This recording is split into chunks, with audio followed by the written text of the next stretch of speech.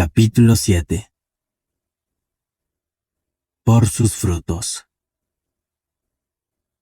No deis lo santo a los perros, ni echéis vuestras perlas delante de los cerdos, no sea que las pisoteen y se vuelvan y os desgarren. Mateo 7. La inteligencia es una parte tan esencial del mensaje cristiano como el amor. En efecto, Dios es amor, pero también es inteligencia infinita. Y si estas dos cualidades no están equilibradas en nuestra vida, no obtenemos la sabiduría, ya que la sabiduría es la mezcla perfecta de inteligencia y amor. El amor sin la inteligencia puede ocasionar involuntariamente mucho daño. El niño malcriado es un claro ejemplo, y la inteligencia carente de amor puede terminar en una sutil crueldad. Cualquier actividad cristiana verdadera expresará sabiduría. A menudo sucede que cuando las personas conocen la verdad y quizás se liberan de alguna dificultad opresiva, se alegran tanto que van corriendo a derramar su descubrimiento a otros, indistintamente, y probablemente los instan a aceptar la verdad también. Es completamente comprensible que esto ocurra, ya que el amor anhela compartir su bien, pero, sin embargo, es muy imprudente. El hecho es que la aceptación de la verdad implica, como ya hemos visto, el desecho de todas las viejas normas. Pero esto solo puede darse si la persona está espiritualmente preparada para el cambio. Cuando uno está espiritualmente preparado, aceptará de buen grado la verdad, siempre que se le presente de alguna manera que le resulte atractiva. Si no está preparado, ninguna discusión o argumento intelectual le hará estarlo. No confíes nunca en tu propio juicio para decir quién está preparado para la verdad y quién no, sino confía en la inspiración del Espíritu Santo para que te guíe. La mayor parte de nosotros hemos tenido la experiencia, cuando nos dimos cuenta por primera vez de la idea espiritual y de lo que significa, de seleccionar a algunos de nuestros amigos que, estábamos seguros, se lanzarían a ella, solo para encontrar que en la mayoría de los casos se negaban a aceptarla. En cambio, varias personas a las que, en nuestra insensatez, decidimos considerar como no espirituales, porque no parecían serlo, la aceptaron de buen grado. Si oras regularmente por sabiduría, por inteligencia y por nuevas oportunidades de servicio, las personas adecuadas serán llevadas a ti, y tú serás llevado a ellas, y se presentará una ocasión conveniente para introducir el tema. Si, cuando estás en compañía de alguien, tienes dudas sobre si abordar o no el tema de la verdad, no lo hagas. En vez de eso, ora para que te guíen y deja el asunto a la acción de Dios. En ocasiones no ocurre nada. No se presenta ninguna oportunidad conveniente mientras estás con tu amigo, y eso significa que no es el momento oportuno y que no se habría hecho ningún bien hablando. No obstante, muy a menudo, se produce una apertura obvia en la conversación, después de que se ha dado el tratamiento, o sucede algún incidente externo que proporciona una apertura para introducir el tema, y ahí he visto suceder algunos despertares muy sorprendentes y agradables. Ante todo, evita forzar el tema de la verdad en las personas con las que tienes que vivir y trabajar, especialmente en tu casa. Es fácil convertirse en una molestia constante al imponer ciertas ideas a personas que no pueden apreciarlas, porque no están preparadas, puesto que los miembros de su hogar y los socios de negocios tienen naturalmente mucho que ver de ti y tú de ellos.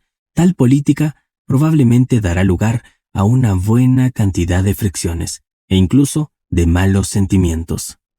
Trata de darte cuenta de que, en ausencia de tu despertar personal, ellos no pueden ver las cosas como tú. Asimismo, es posible que no seas muy hábil a la hora de exponer tus ideas de la mejor manera.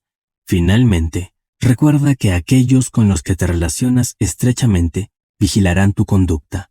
Estarán familiarizados con muchos de tus defectos y debilidades, y, si hablas demasiado y con poca sabiduría en lo que respecta a la iluminación espiritual, seguramente juzgarán tu actuar con aquello que has dicho en cada oportunidad que tengan. Dicho de otro modo, apresurarse lentamente es aquí la consigna. No ayudará en absoluto a la difusión de la verdad el hecho de que tengas la reputación de ser un maniático o un pesado. La forma más rápida de difundirla es siendo un ejemplo viviente de los beneficios de haber encontrado la verdad.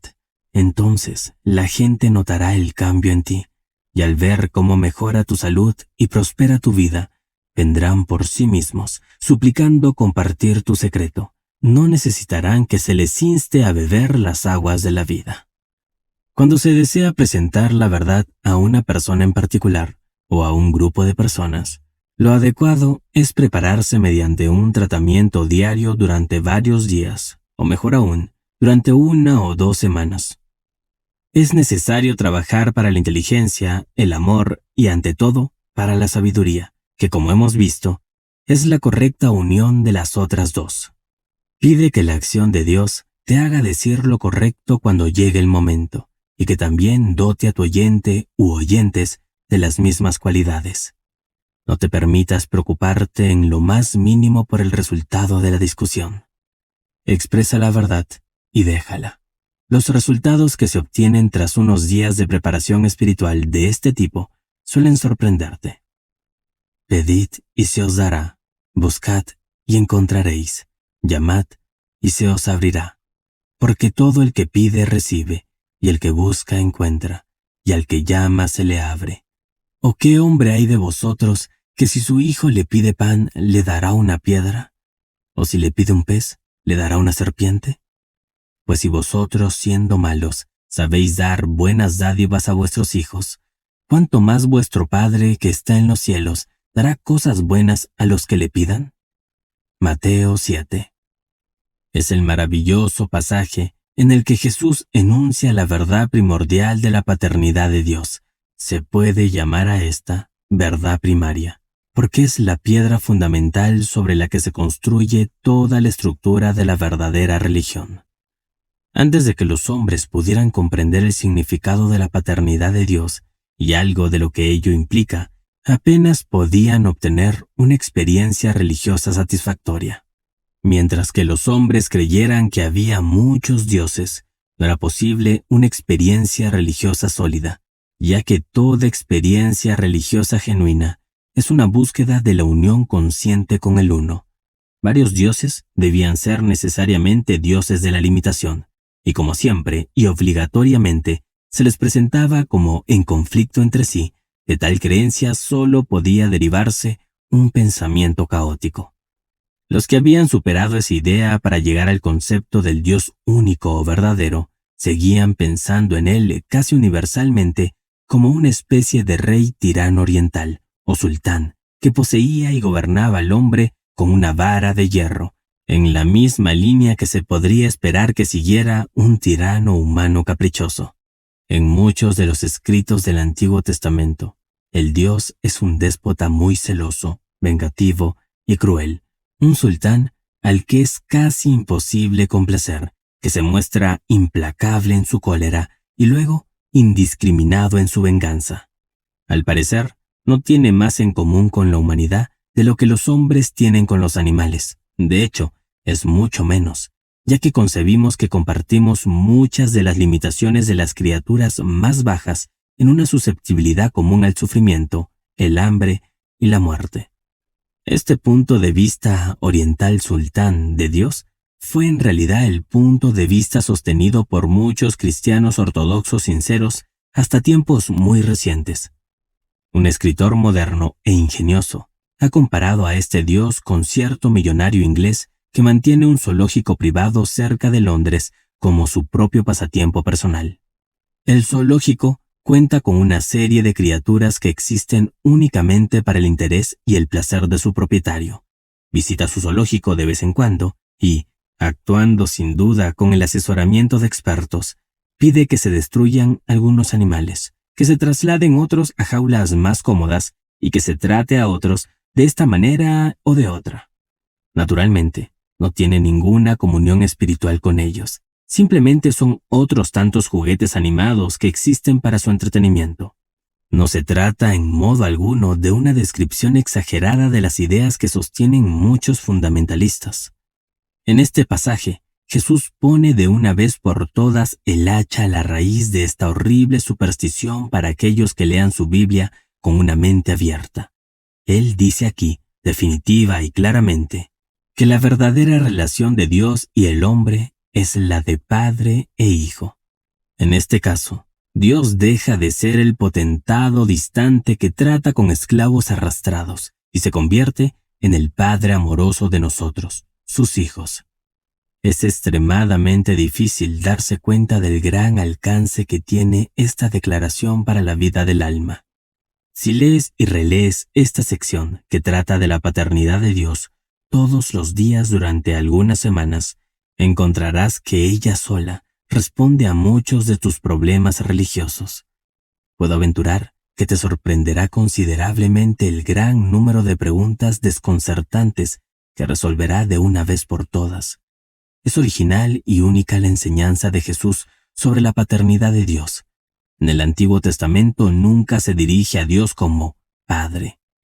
En los casos en los que se hace referencia a su paternidad, se habla de Él como el Padre de la nación y no de los individuos. En efecto, esta fue la razón por la que Jesús hizo de la declaración de la paternidad de Dios la cláusula inicial de lo que llamamos el Padre Nuestro.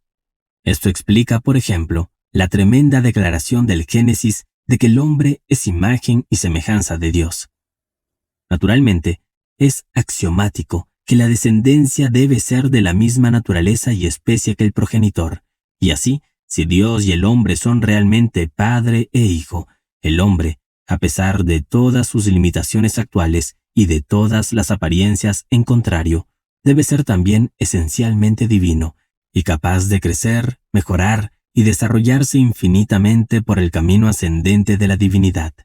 Es decir, a medida que la verdadera naturaleza del hombre, su carácter espiritual, se despliega, es decir, a medida que se vuelve más y más consciente de ella, se expandirá en conciencia espiritual hasta que haya trascendido todos los límites de la imaginación humana, hacia adelante y más allá. Es en referencia a esto, nuestro glorioso destino, que, como ya hemos visto, Jesús mismo dice en otra parte, citando las escrituras más antiguas, «He dicho que sois dioses, y todos vosotros hijos del Altísimo». Luego, enfatizó su punto añadiendo significativamente, «Y la Escritura no puede ser quebrantada». Así pues, en este pasaje se nos libera de una vez por todas del último eslabón de la última cadena que nos ata a un destino limitado y degradado. Somos hijos de Dios, y como hijos de Dios somos herederos de la propiedad de nuestro Padre, no extraños ni siervos a sueldo, y mucho menos esclavos. Somos hijos de la casa, y un día disfrutaremos de nuestra herencia. En la actualidad, nos encontramos llenos de limitaciones e incapacidades, porque espiritualmente no somos más que niños, menores de edad. Los niños son irresponsables, carecen de sabiduría y experiencia, y hay que mantenerlos bajo control para que sus errores no les acarreen graves consecuencias. Pero en cuanto el hombre llega a la mayoría de edad espiritual, entonces, como hemos visto anteriormente, reclama sus derechos y los obtiene. El heredero, mientras es niño, no difiere en nada del siervo, aunque sea señor de todo, sino que está bajo tutores y gobernantes.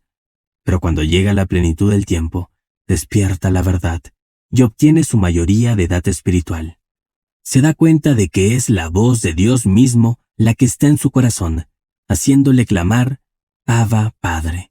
Entonces, por fin, sabe que es el hijo de un gran rey, y que todo lo que su padre tiene es suyo para el uso, ya sea salud o suministro, u oportunidad, o belleza, o alegría, o cualquier otro de los pensamientos de Dios.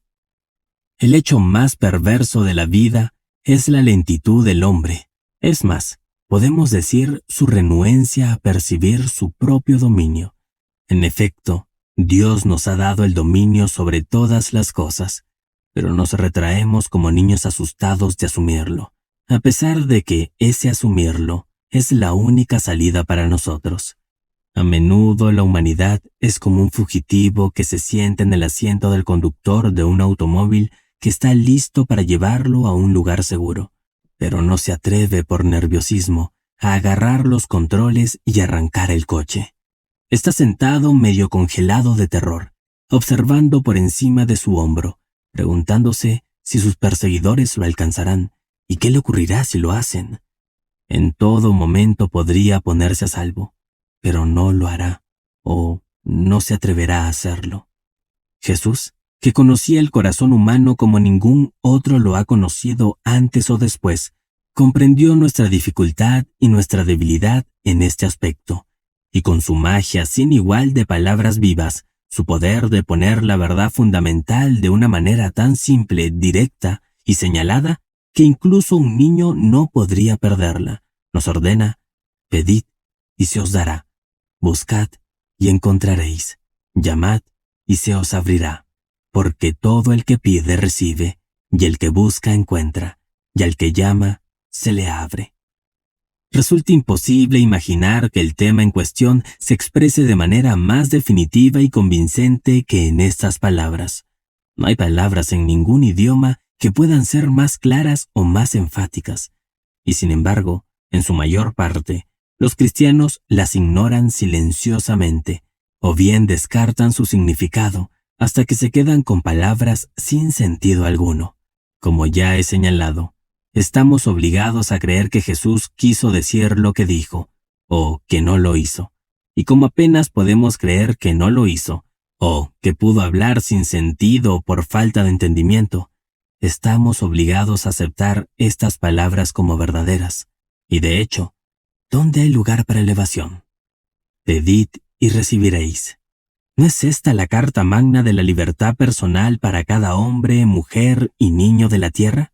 ¿No es acaso el decreto de la emancipación de los esclavos de todo tipo de esclavitud, física, mental o espiritual? ¿Qué espacio deja esto para la llamada virtud cristiana de la resignación tan frecuentemente predicada? El hecho es que la resignación no es una virtud en absoluto. En cambio, la resignación es un pecado. Aquello que comúnmente dignificamos con el bonito nombre de resignación es en realidad una insana mezcla de cobardía y pereza. Nosotros no tenemos por qué resignarnos a la falta de armonía de ningún tipo, porque la falta de armonía no puede ser la voluntad de Dios. Es imposible aceptar con resignación la mala salud, la pobreza, el pecado, la lucha, la infidelidad o el remordimiento. En cambio, no tenemos derecho a aceptar nada menos que la libertad, la armonía y la alegría, porque solo con estas cosas glorificamos a Dios y expresamos su santa voluntad, lo cual es nuestra razón de ser. Por lealtad a Dios, es nuestro deber más sagrado negarnos a aceptar nada menos que la felicidad y el éxito total, pues no estaremos cumpliendo los deseos y las instrucciones de Jesús si aceptamos menos.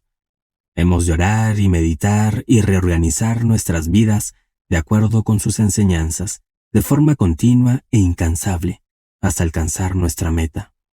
La prueba de que este logro, nuestra victoria sobre toda condición negativa, no es simplemente posible, sino que está definitivamente prometida para nosotros, se encuentra en estas gloriosas palabras, la enseñanza de la libertad para la humanidad. Pedid y recibiréis, buscad y encontraréis, llamad y se os abrirá. Por tanto, todo lo que queráis que los hombres hagan con vosotros, hacedlo también con ellos, porque esto es la ley y los profetas. Mateo 7. Se trata del sublime precepto que llamamos la regla de oro. En este caso, Jesús reitera la gran ley en un resumen conciso. Dicha repetición sigue a su maravillosa declaración de la paternidad de Dios.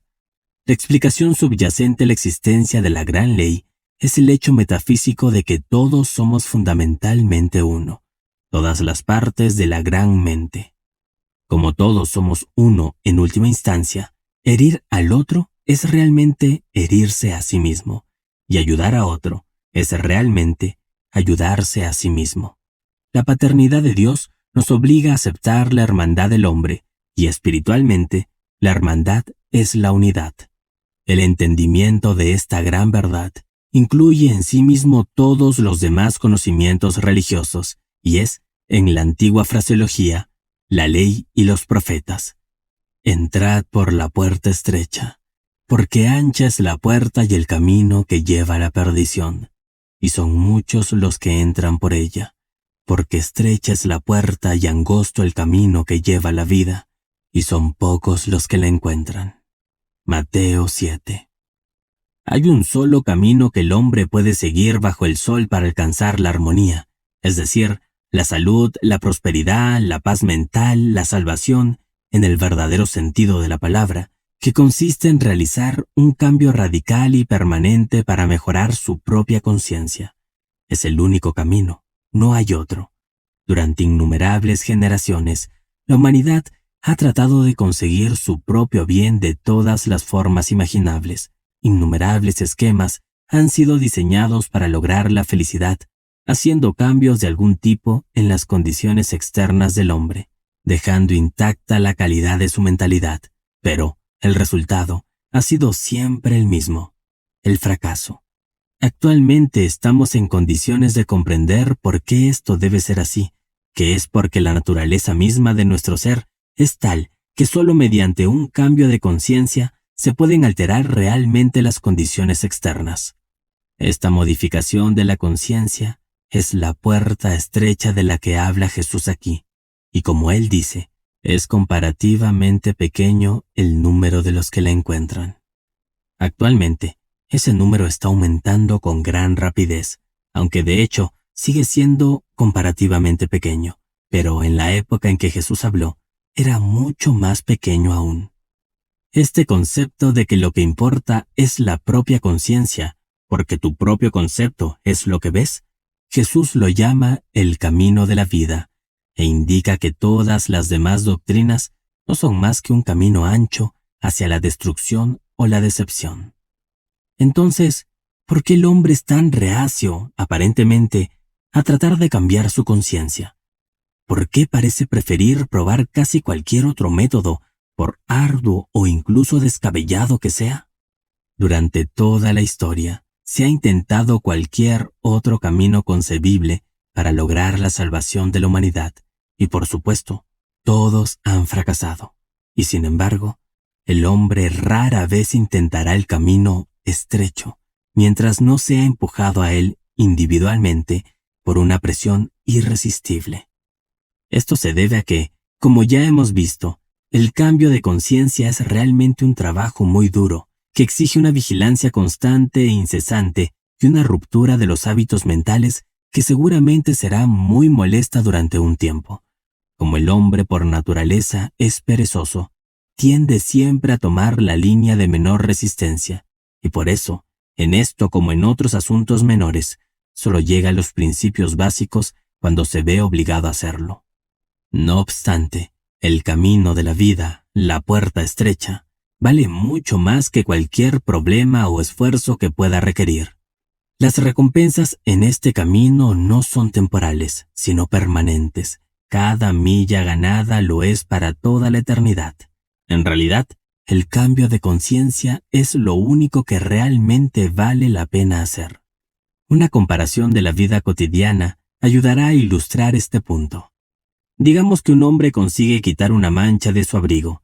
Esa acción le beneficiará mientras la prenda esté en uso, digamos unos meses. Por otro lado, supongamos que desarrolla una función corporal, por ejemplo, su capacidad respiratoria, mediante ejercicios físicos adecuados.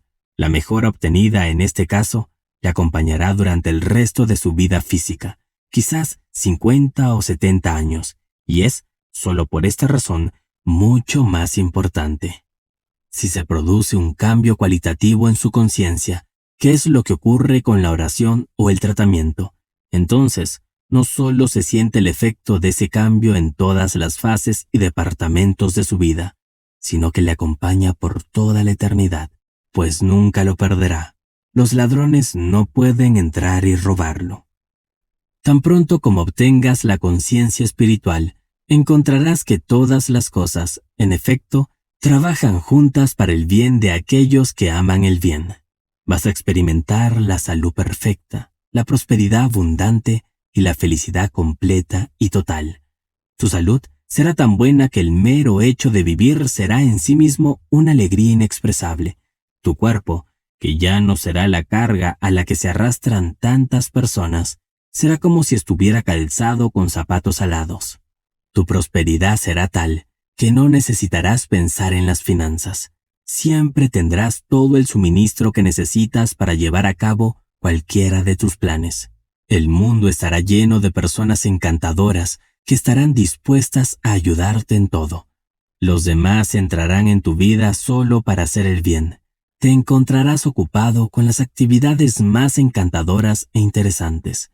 Todas tus energías y todas tus facultades encontrarán plena expresión y, en definitiva, desarrollarás la personalidad completamente integrada y plenamente expresada con la que sueña la psicología moderna. Quien no haya vislumbrado el secreto del mensaje de Cristo puede considerar todo esto como nada más que una hermosa visión, demasiado buena para ser verdad, pero es justamente la esencia del mensaje de Cristo que nada es demasiado bueno para ser verdad, porque el amor y el poder de Dios son verdaderos. Es precisamente esta creencia de que la armonía completa es demasiado buena para ser verdad lo que impide que la obtengamos. Como seres mentales, hacemos las leyes bajo las que vivimos y tenemos que vivir bajo las leyes que hacemos. Un error trágico que a menudo cometen las personas religiosas ortodoxas es suponer que la voluntad de Dios para ellos está destinada a ser algo muy aburrido y poco atractivo. Conscientemente o no, consideran a Dios como un duro capataz o un severo padre puritano. Muy a menudo sus oraciones se reducen prácticamente a algo como esto: por favor, Dios, dame tal o cual bendición que tanto necesito, pero supongo que no lo harás porque no pensarás que es bueno para mí. No es necesario decir que una oración de este tipo se responde como se responden todas las oraciones, según la fe del sujeto. Es decir, la bendición no se concede. En realidad, la voluntad de Dios para nosotros significa mayor libertad, mayor autoexpresión, una experiencia más amplia, más nueva y más brillante, mejor salud, mayor prosperidad, mayor oportunidad de servicio a los demás, una vida más abundante. Si estás enfermo o en la pobreza, o estás obligado a hacer un trabajo que te disgusta, si te sientes solo, o si tienes que mezclarte con personas que te desagradan, puedes estar seguro de que no estás expresando la voluntad de Dios, y mientras no expreses su voluntad, es natural que experimentes inarmonía, y es igualmente cierto que cuando expreses su voluntad, vendrá la armonía. Cuídate de los falsos profetas, que vienen a ti con piel de oveja, pero por dentro son lobos rapaces. Los conoceréis por sus frutos. ¿Acaso los hombres recogen uvas de los espinos o higos de los cardos? Así, todo buen árbol da buenos frutos, pero el árbol corrompido da frutos malos. El árbol bueno no puede dar frutos malos, ni el árbol corrompido puede dar frutos buenos. Todo árbol que no da buen fruto es cortado y echado al fuego. Así que por sus frutos los conoceréis. Mateo 7. ¿Existe algún medio infalible para que el hombre pueda descubrir la verdad sobre Dios, sobre la vida y sobre sí mismo? ¿Existe algún modo en que pueda decir por sí mismo cuál es la verdadera religión y cuál no lo es? ¿Cuáles son las iglesias genuinas y cuáles las falsas? ¿Qué libros o maestros enseñan la verdad y cuál es el error? ¿Cuántos buscadores honestos de la verdad, confundidos y preocupados por la babel de teologías conflictivas y sectas en pugna, han anhelado de todo corazón alguna prueba sencilla por la cual el buscador honesto pudiera descubrir por sí mismo cuál es la verdad realmente? Hay un solo cristiano sincero que no se esforzaría por seguir los deseos de Jesucristo si pudiera averiguar cuáles son.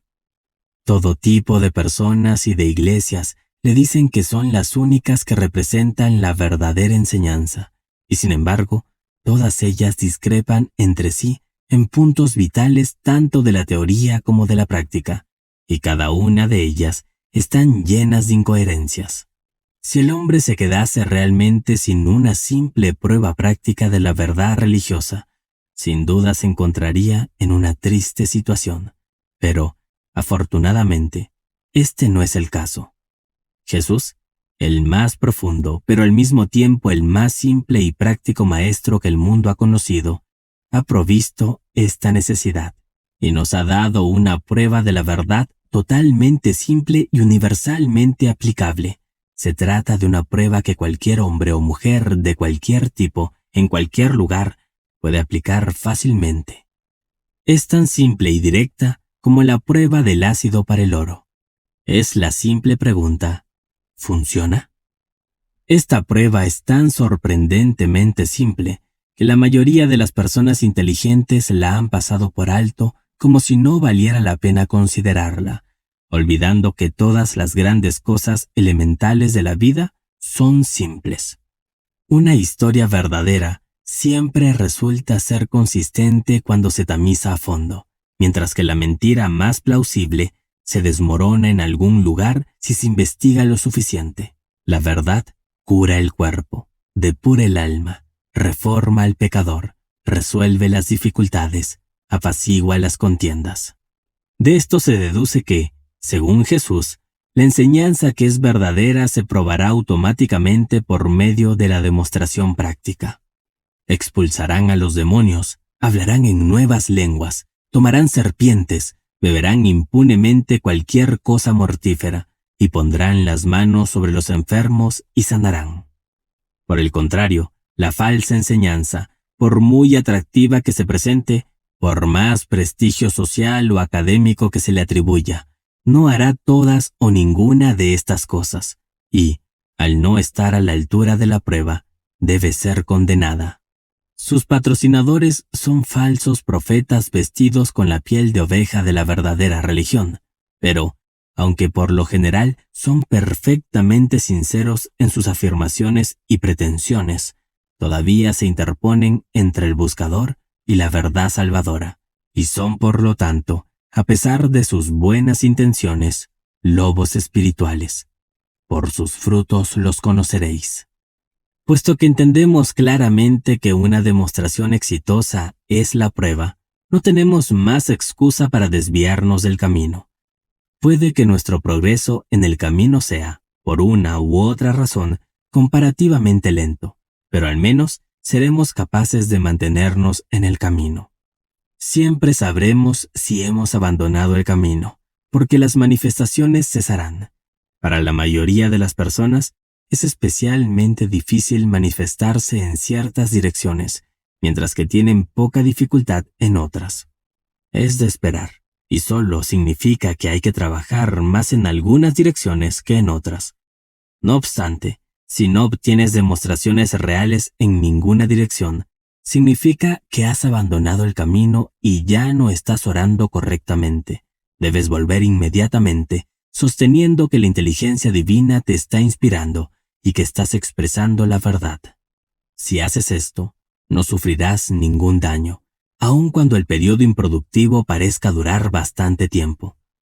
En cambio, si te comportas como los fariseos y en lugar de admitir con franqueza tu error, procedes a complacerte en la autojustificación, entonces sí que lo pasarás mal. Y si como algunos descarriados dices, yo no hago demostraciones, pero no deseo hacerlo, porque soy demasiado espiritual, estoy por encima de las demostraciones, estoy demasiado avanzado para este tipo de cosas.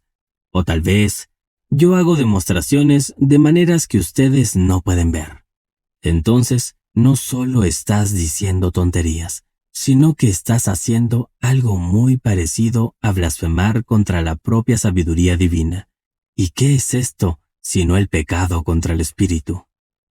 La verdadera razón para desear las demostraciones es que son la prueba de la comprensión. El entendimiento sin demostración no existe, como en el interior, en el exterior, como en el exterior, en el interior. Si quieres saber cómo estás realmente en lo espiritual, mira a tu alrededor, empezando por el cuerpo. En el alma no puede haber nada que no se demuestre tarde o temprano en el exterior, y no puede haber nada en el exterior que no encuentre alguna correspondencia en el interior. Ya sea la prueba de tu propia alma, o la prueba de un maestro, o la prueba de un libro o una iglesia, esa prueba es siempre simple, directa e infalible. ¿Funciona? ¿Cuáles son los frutos? Por sus frutos los conoceréis. Porque no todo el que me dice, Señor, Señor, entrará en el reino de los cielos, sino el que hace la voluntad de mi Padre que está en los cielos. Muchos me dirán en aquel día, Señor, Señor, ¿no hemos profetizado en vuestro nombre, y en vuestro nombre hemos echado fuera demonios, y en vuestro nombre hemos hecho muchas obras maravillosas? Y entonces les diré, nunca os conocí, apartaos de mí, los que obráis la iniquidad. Mateo 7. La humanidad tarda en darse cuenta de que simplemente no hay manera de salvarse, excepto cambiando la conciencia, lo que significa tratar de hacer la voluntad de Dios de manera consistente en cada departamento de la vida. A veces y en algunas cosas, todos estamos dispuestos a hacer su voluntad, pero hasta que no haya una alineación completa tanto en las cosas grandes como en las pequeñas, no puede haber una demostración completa. En cuanto permitamos que cualquier cosa secundaria se interponga entre nosotros y lo primario, no hay salvación completa. No hay hogar para el alma en el que habita la sombra de una falsedad, dijo George Meredith. Se trata de un peligro extraordinariamente sutil. Apenas lo hemos enfrentado y dominado en una dirección, parece atacarnos en otra. Requiere una vigilancia incesante y un valor casi heroico. Nosotros no debemos permitir que ninguna consideración, ninguna institución, ni organización, ni ningún libro, ni ningún hombre o mujer se interponga entre nosotros y nuestra búsqueda directa de Dios. Si nos apoyamos en cualquier cosa que no sea nuestra propia comprensión de la verdad, nuestro trabajo dejará de ser fructífero. Si dependemos indebidamente de cualquier otra persona, de un maestro o sanador en particular, por ejemplo, es seguro que nos fallará, probablemente sin culpa alguna. No podrá estar a nuestro alcance cuando más lo necesitemos, o, por alguna otra razón, no estará disponible cuando lo necesitemos. Este principio se aplica también cuando las personas se dejan convertir en esclavos de condiciones especiales. Muchos dudan en liberarse de una iglesia ortodoxa por el sentimentalismo de romper una tradición familiar. Sin embargo, el que ama al padre o a la madre más que a mí, no es digno de mí. De nuevo, muchas personas parecen encontrar posible reunir la suficiente energía y valor para romper con la iglesia ortodoxa, solo para establecerse de nuevo, casi como inertes, en una de las iglesias más liberales, al igual que algún centro u organización espiritual, donde parecen dormirse de nuevo, bajo la impresión de que ahora han descubierto por fin la verdad y no necesitan tomarse más molestias. Como si este no fuera exactamente el mismo viejo error cometido por los pioneros y fundadores de todas las iglesias ortodoxas, todas las cuales comenzaron originalmente como herejías reformadoras. ¿Qué ganas con liberarte de una organización si solo vas a entregar tu nueva libertad a otra? Otras personas han desarrollado una devoción por algún maestro independiente que les ha hecho ceder por completo su juicio al de él. Otros también tienen algún libro de texto favorito que consideran infalible.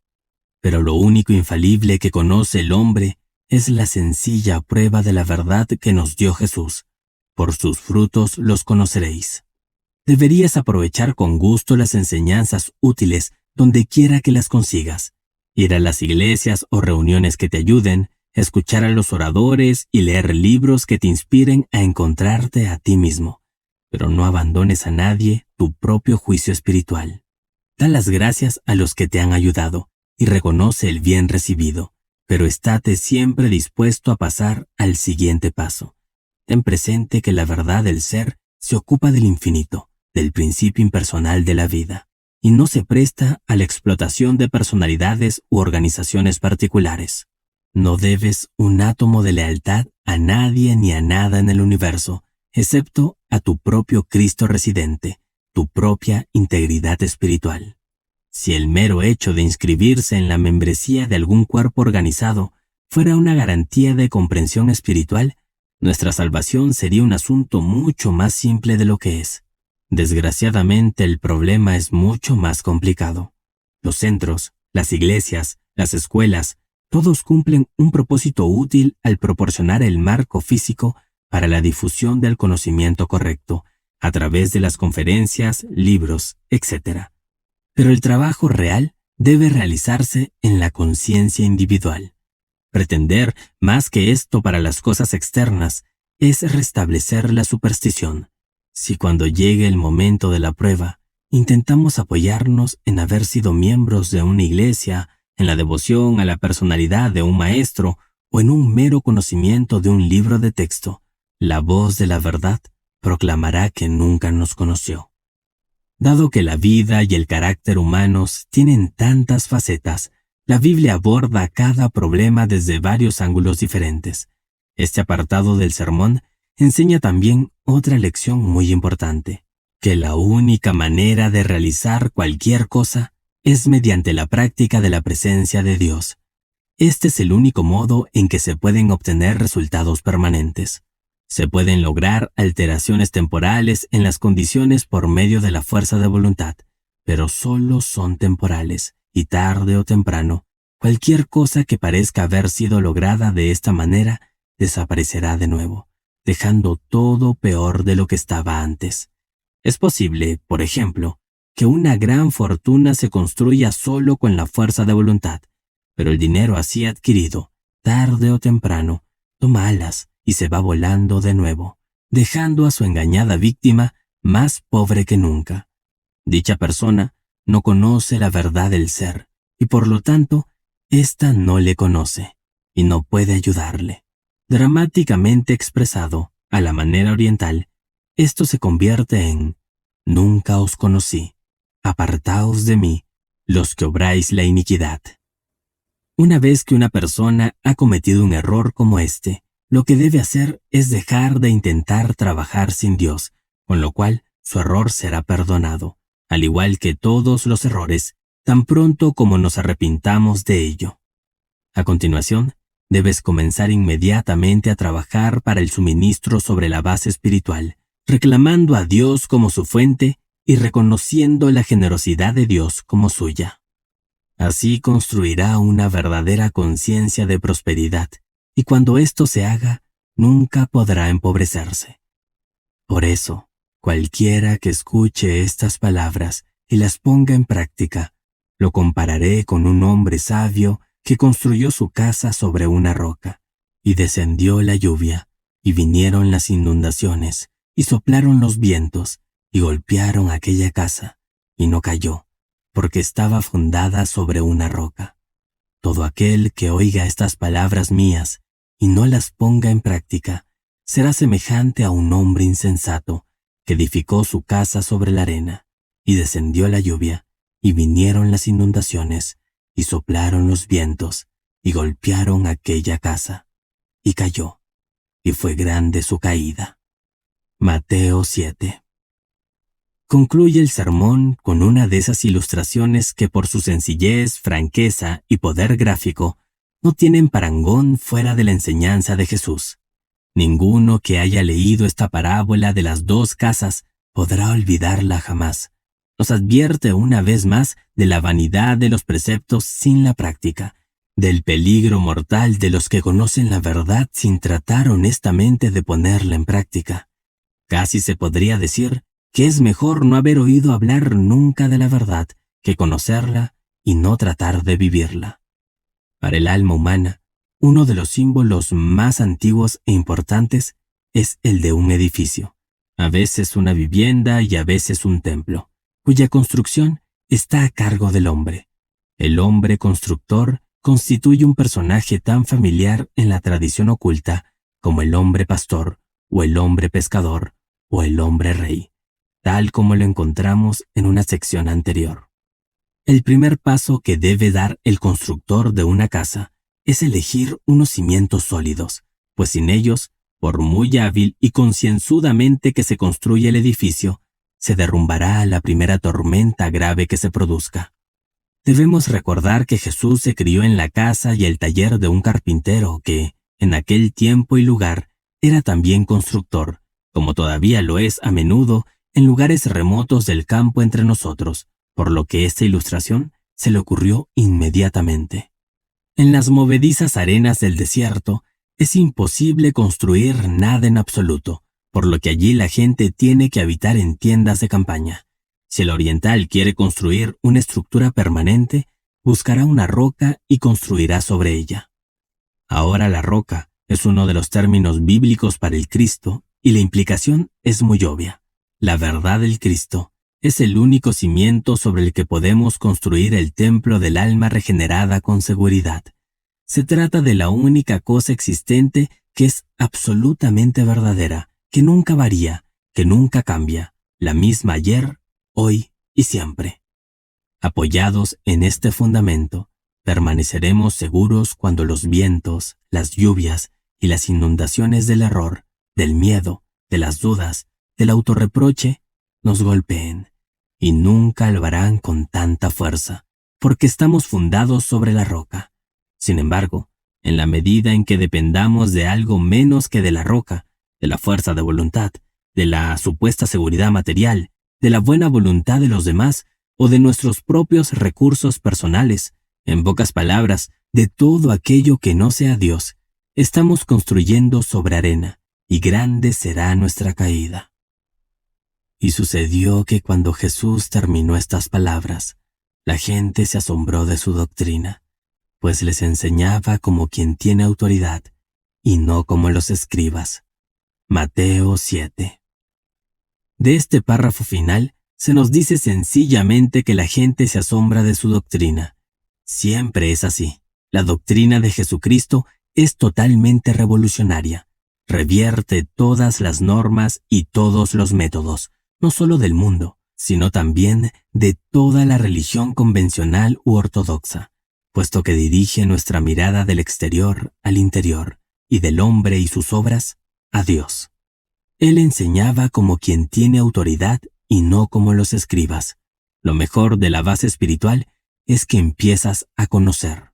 Cuando hayas obtenido la más pequeña demostración verdadera por medio de la oración científica, habrás experimentado algo que nunca te abandona. Posees el testimonio de la verdad dentro de ti mismo. Ya no dependes de la palabra de otra persona. Lo sabes por ti mismo. Y esta es la única autoridad que vale la pena tener. Jesús tenía esta autoridad y lo demostró haciendo obras. En el próximo capítulo de Mateo, aprendemos que inmediatamente después del último discurso de este sermón de la montaña, de hecho, en su camino de regreso a la ciudad, curó instantáneamente a un leproso. Con ello, demostró que sus doctrinas no eran meras teorías, y lo demostró con creces. Para concluir, quiero resaltar que cuando Jesús se ponía en contacto directo con Dios, al hablar, pronunciaba la palabra de poder.